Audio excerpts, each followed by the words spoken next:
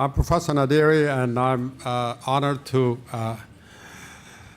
chair this last session of this very interesting gathering about role of technology, and especially technology between the United States and China. And we heard so much about the details of all the relationship between technology and business and finance and their ramifications.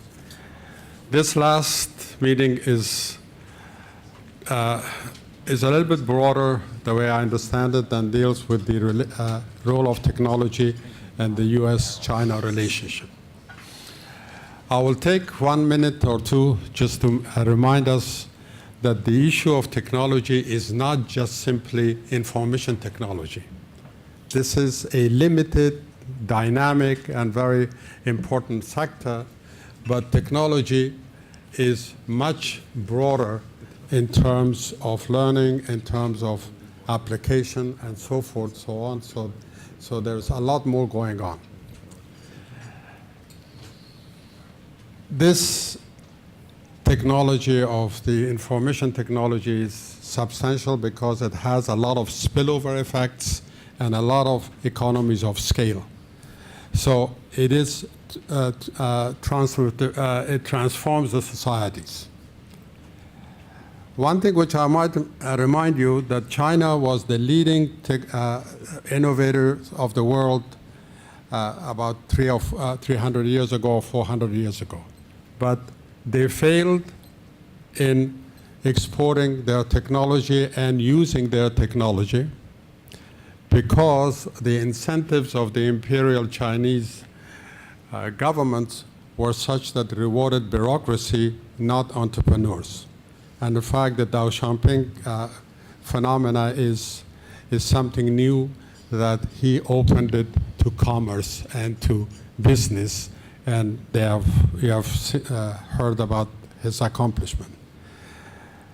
Second point that I want to make is that the Chinese were extremely successful in borrowing and incentivizing the technology of the West, and they profited a great deal from them.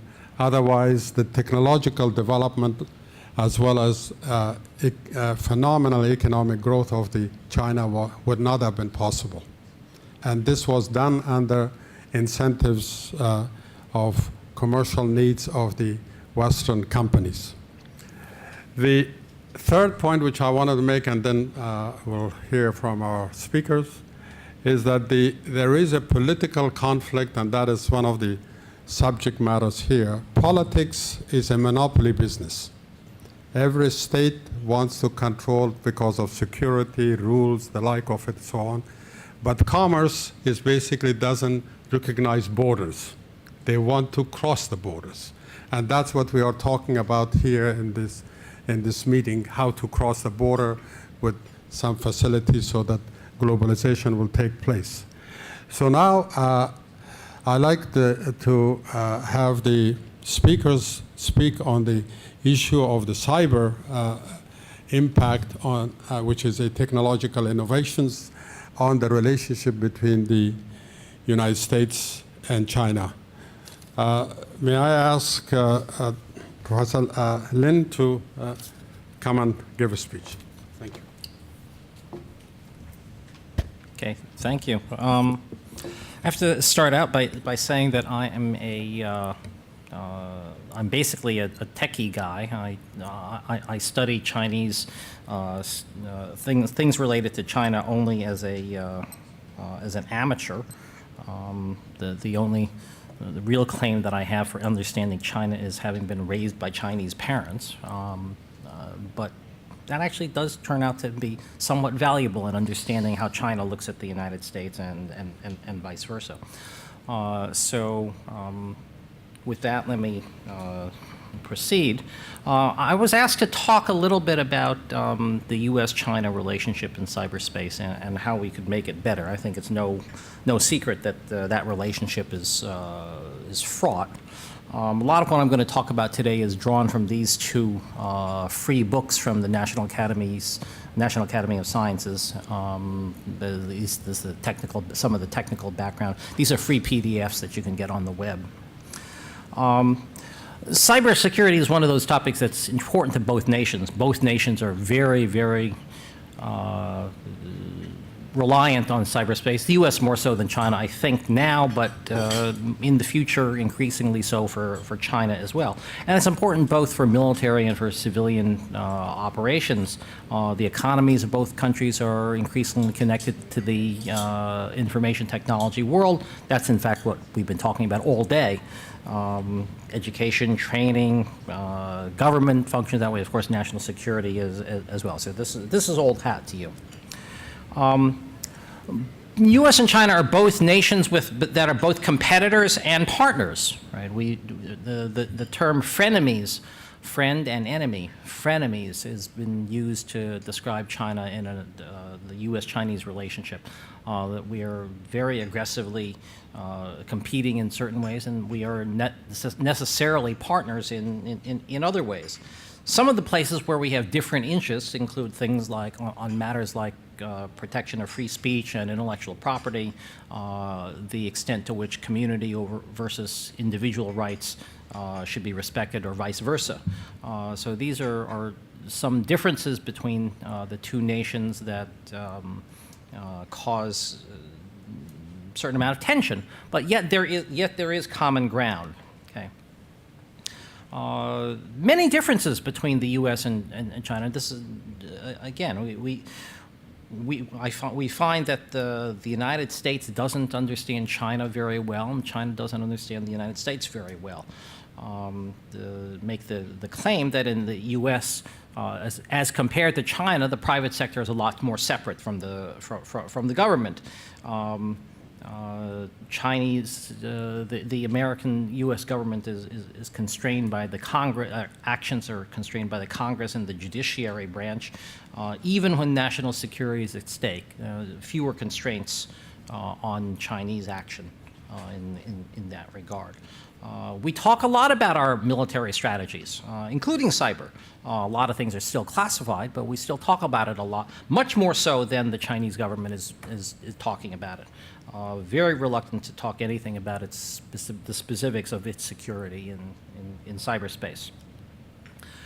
This is a comparison between U.S. and China, which is very, very exaggerated and stereotyped, but I still think it has a kernel of truth to it.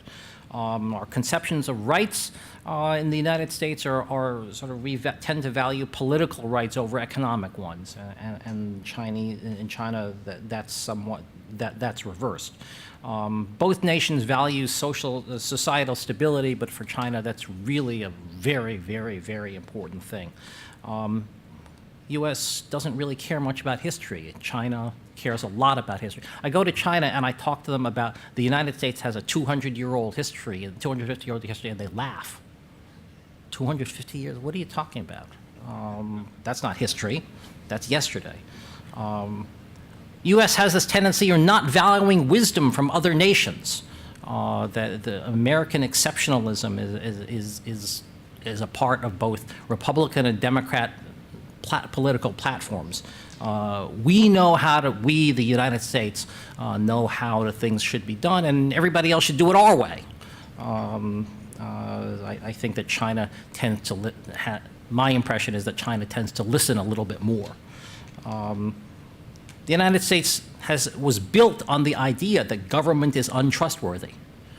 And I think that there is at least somewhat less skepticism about government in China. I come into this starting to, with the premise that the U.S. and China relationship is the most important bilateral relationship now. And that they have common interests in cyberspace, even though sometimes it's adversarial. And that there are many misunderstandings. We can still build common understanding, even despite the rhetoric of our leaders. But each side really profoundly misunderstands the the other. I mean, as one example, I will give two stories here. One example, I go to China and I've had meetings with various PLA analysts about American cyber policy. And they're looking at US documents published over the last 7 or 8 years, since 2006, and they're trying to make sense out of it. And they're working under the assumption that these documents are consistent. And I tell this to US government officials, and they laugh. They say, they can't possibly believe that. No, they believe that. They can't believe that the United States is putting out statements that are inconsistent with itself, just a few years ago. Okay? And I find that the US, when it tries to talk to China, I mean, I had a senior guy in the U.S. Department of Defense Office of Cyber Policy say to me, the Chinese are really smart. Can't they see that our creation of Cyber Command is a benign thing, only intended to, to smooth and harmonize U.S. operations? Can't they just see this is no threat to them? It's one thing to say that the United States is the good guys and the Chinese are the bad guys. It's a very different thing to base your foreign policy on the assumption that the Chinese know that that the U.S. is the good guys, the Chinese know that they're the bad guys. That's a very dumb assumption to make about how to negotiate with the other side. And that's how we approach it. I want to look at the categories between the United States and China divide them into three categories. Okay? There are issues involving fundamental differences between the United States and China. Things like free speech, national sovereignty, political systems. There you're never going to make any progress, in my opinion, or at least not in my lifetime. Okay? We're not going to remake, the United States is not going to remake China in its own political image. Okay? So from my standpoint, put that off on the side. There are problems in cyberspace that both sides face. For example, the protection of critical infrastructure. For example, each side wants to develop software that's less buggy, more secure. Okay? Those are important problems for both sides to solve, but cooperation isn't really required to solve them. They're independent. Now, there are certain cases where there are linkages. For example, both sides have an interest in the stability, in the security of the financial infrastructure. Neither side wants it to collapse because they share so much in common. But more or less, we care about our critical infrastructure problems are for us to solve, China's are for theirs to solve.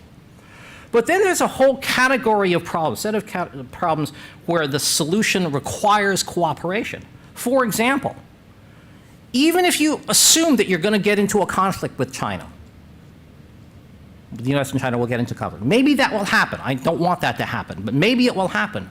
Neither side either wants to go to war inadvertently or by mistake, and neither side wants to escalate the conflict by mistake. Okay. Underscore, by mistake. Nobody wants the conflict to get out of control by mistake. Maybe you want to dilute, if you want to do it, you always want to do it deliberately. Okay. You maybe want to try to give each other some confidence in what's the other side doing and to reassure them of your benign intent, that you're okay, that not to worry about this. That's a good, you need the other side's cooperation. And you need dialogue and understanding. You may not agree with each other, but you should understand each other. If you're going to fight, you ought to at least know what you're fighting over. So some possible common ground, a common vocabulary. We don't talk about common vocabulary. We don't talk about cyber conflict in the same way that the Chinese do. A shared and accurate conceptual understanding. I'll talk about that in a minute. There are activities in cyberspace that are criminal both in the United States and in China. Those are potential areas of cooperation. And then this inadvertent escalation business I will come back to in a minute. On the common vocabulary, I mean, here are some words. Cyberspace, cyber attacks, cyber exploitation, deterrence, private sector, laws of war, critical infrastructure. What do those mean? The top is what the US says deterrence is. Just consider that one word, deterrence.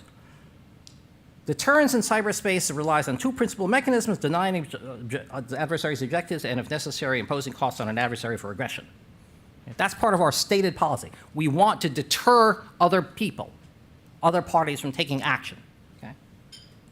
The same word down at the bottom is the way that, China describes it.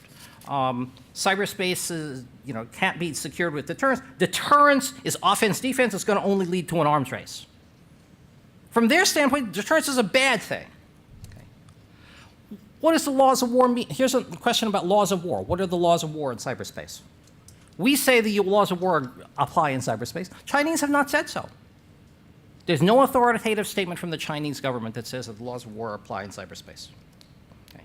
Conceptual understanding. The Chinese say that that cyber weapons are like nuclear weapons. That's a pretty dumb thing to say. On the other hand, Americans say the same thing. Cyber weapons like nuclear weapons. Okay. So here's an instance where the US and China share a concept at the top, but they're both wrong. In reality, they're not the same. We can talk into about that later. Okay. On attribution, people talk about how do you know where a cyber attack is coming from? Cyber attacks can originate from many places, and how do you identify the party responsible? Well, you can identify the machine, but it's harder to identify the party responsible, and that gets to be a very complicated issue. Really, what it is a question of accumulating many clues, okay? And it's very hard to accumulate those clues. Evidence for attribution is hard if the other guy never makes a mistake, never leaves behind any clues. But if you pick it all up if you assemble it all together, it's possible to get some good idea of where an attack who has originated. It's like tossing a coin. You toss a coin, comes up heads once, okay, twice, okay, 5 times, yes, it's a fair coin still. Comes up heads 10 times, probably not a fair coin. Comes up 100 times, almost certainly not a fair coin. But it's possible that every individual flip doesn't matter. So in the end, assigning responsibility is political. It's not a technical problem. Okay. Curbing criminal activity in cyberspace. Spam. Both countries have a problem with spam. Good way to cooperate there. Child pornography. It's illegal in both countries. There are ways of cooperating in that regard as well. Preventing inadvertent escalation. There are many ways of helping to reduce the possibility of inadvertent escalation. For example, hotlines, third-party intermediaries, perhaps. At least you want to be able to talk to the other guy in a crisis. How do you differentiate between an attack and a spying attempt? It's very hard from the other side. If we're the subject of some operation that penetrates our systems, is it an attack? Is it a spying attempt? We don't know. Same thing is true for China. It's possible that there can be a third-party provocateur that says both the two of you wants to instigate a fight in cyberspace between the United States and China. That's a problem we don't want to have. We have to cooperate in trying to understand how to deal with that. How do you stop firing in cyberspace? How do you know that you come to an agreement? How would you know that the United States has stopped firing, has stopped doing bad things to China in cyberspace, or vice versa? How would you ever find that out? What would be the evidence for that? How would you ever know?